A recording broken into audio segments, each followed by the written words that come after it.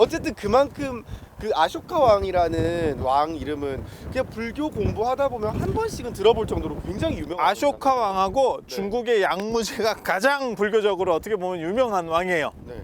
그런데 진흥왕이 그거를 다 엎을 정도로 강력하다. 그래서 진흥왕이 이 황룡이 올라갔다는 것과 아쇼카 왕도 넘어섰다는 것이 결합되면서 진흥왕 순수비에는 진흥제라고 나와요. 황제. 황제까지는 아니고 네. 황제는 제보다 조금 더 높아. 그게 다 레벨이 있어요. 그래서 왕을 넘어서는 거예요.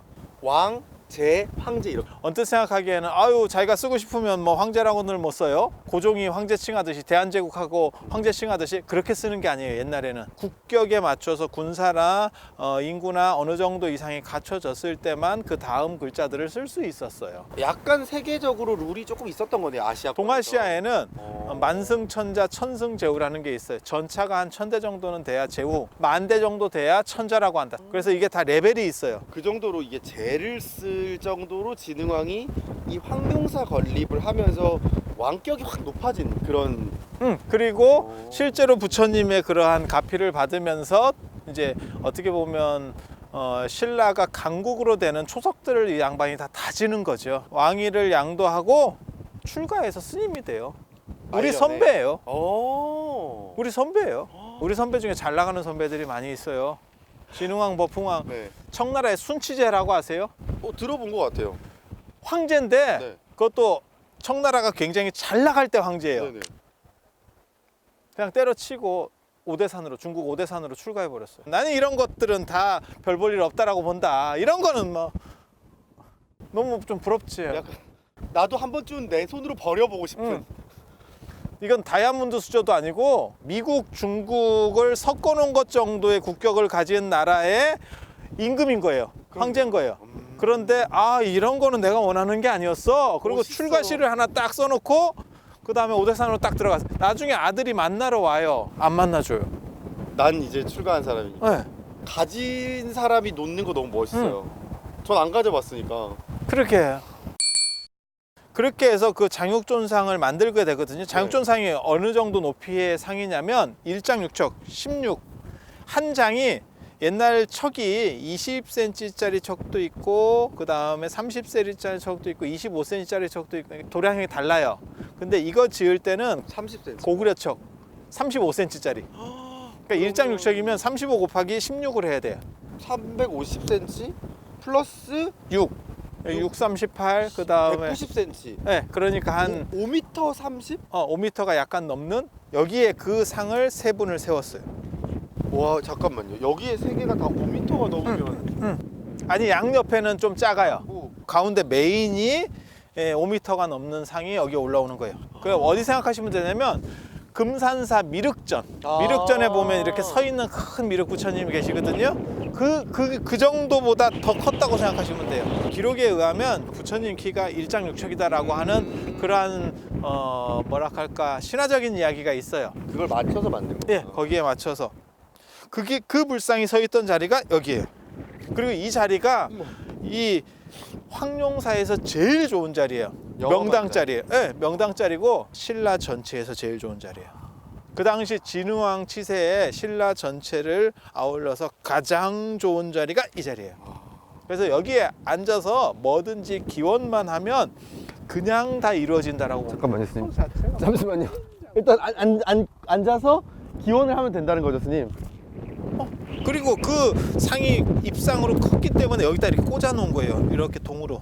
여기 구멍이 있어요. 이렇게. 그리고 여기에 이제 발이 거대한데 발 밑에다가 촉을 박아가지고 넘어질까봐 그렇게 해서 여기다 꽂았던 자리고. 이 뒤에는 여기는 광배. 광배 꽂는 자리. 광배는 나무로 만들었어요. 여기는 동으로 만들었고. 동? 네. 나무. 동으로 만들고 나무로 만들었는지 어떻게 알까요? 글쎄요. 다 사라졌는데 그러니까요. 어떻게 알았을까? 딱 보면 알아요. 우리는. 어떻게요? 아까 저 금강역사도 나무로 만들었어요. 어떻게 알아요? 그걸? 돌을 그냥 관찰하면 그 힌트를 얻을 수가 있어요. 그냥 눈썰미. 저 알 것 같아요. 나무는 평평하게 깎을 수 있으니까 여기 꽂는 것도 평평하고 동은 좀 나무보다 만들기가 어려워서 이 돌을 그 만들어진 불상 바닥 모양에 맞춰서 깎은 거예요. 아닌가요? 아니 그런 건 땡. 아니고요. 아, 엄청 두뇌 풀가동했는데. 그런 건 아니고요. 네. 큰 불상이 한 5m짜리 이렇게 서 있다고 생각을 해보세요. 네. 서 있는데 이건 동이야. 동. 그러니까 여기에 몽고 군사들이 와서 불을 질렀을 때 이 동은 녹아내려요. 그렇죠. 약하니까. 근데 이게 목조 건물이다 보니까 목조 건물이 어느 정도 이상 불이 타고 이제 동도 좀씩 녹을 거 아니에요? 네. 기와나 이런 쪽은 안 타요. 맞아요, 보통 맞아요. 목조 건물이 평당 1평당 지붕에 올라가는 무게가 1톤이 올라갑니다. 그게 흙하고 기와 무게예요. 그래서 그거는 타질 않아요. 흙하고 기와니까. 그렇죠. 그래서 나무가 어느 정도 견디다가 앞뒤로 기와들이 좀씩 흘러내리고 네. 그다음 중앙에 있는 기와는 그대로 있다가 그 무게를 견디지 못하면 폭 가라앉아 버려요. 그렇죠. 푹 꺼져 버려. 네. 그러니까 물을 뿌리면 쓰러질 수 있는데 물을 안 뿌리고 그냥 냅두면 어느 정도 타다가 힘의 균형이 위에서 이걸 못 버티니까 훅 꺾어져 버리거든요. 그러면 동이 녹아내리다가 이게 다 녹지 않은 상황에서 이 부처님 머리 위로 이 기와 무게가 쫙 떨어졌겠죠. 네. 그때 부처님이 앞으로 쓰러지거나 뒤로 쓰러지거나 지금 쓰러졌을 거예요. 그렇죠. 그래서 어떤 일이 벌어지냐면 이 돌이 갈라지는 거예요. 이 돌이 갈라진 균열을 자세히 살피면, 이 흙을 긁어내고 자세히 살피면 앞으로 쓰러졌는지 뒤로 쓰러졌는지 알 수 있어요. 돌이 깨진 결을 보면. 지금 같아서는 앞으로 쓰러진 것 같아요. 이게 결 자체가 이렇게. 스님, 그러면 여기가 남은 건 어떻게 아는 거예요? 남은 건 어떻게 하냐면 네. 여기는 봐봐. 여기는 돌이 안 깨졌잖아. 나무기 때문에 그냥 이건 탄 거예요. 아, 그대로? 그치. 아. 타버리는 거예요. 여기는 동이기 때문에 이게 나중에 쓰러지면서 이 거대한 돌까지 꺾어낼 수 있는, 부러뜨릴 수 있는 상황이 된 거고 균열시킬 수 있는 거고, 네네.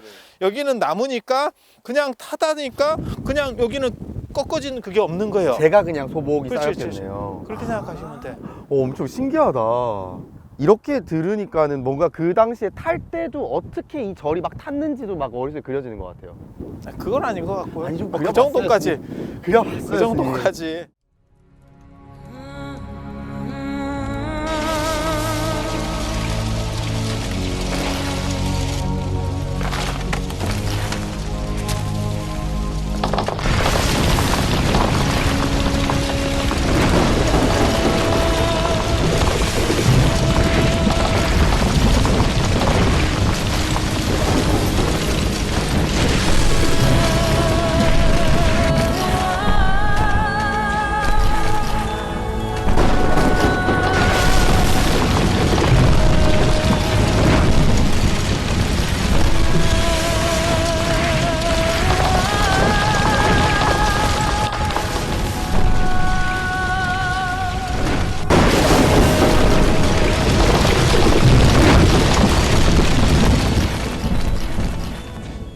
그리고 양 옆에는 요 사이즈보다 지금 작죠. 원이 작아요. 네, 작죠, 작아.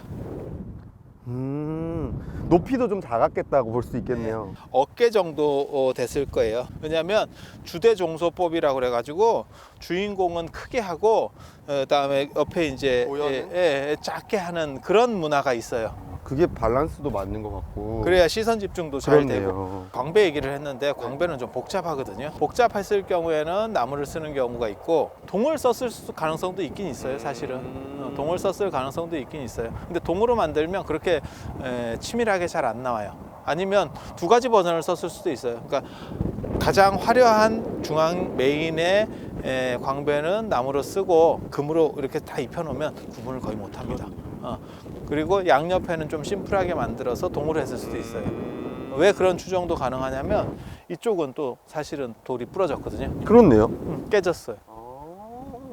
그래서 이런 것들을 단서들을 가지고 추정해 보는 거예요. 그러면 뭐 알 수 있느냐? 알 수 있는 방법은 없어요. 정답은 몰라요. 그러니까 정답을 모르는 상황에서는 그럼 어떻게 해야 되느냐? 우리 같은 전문가들 그냥 우기면 돼요.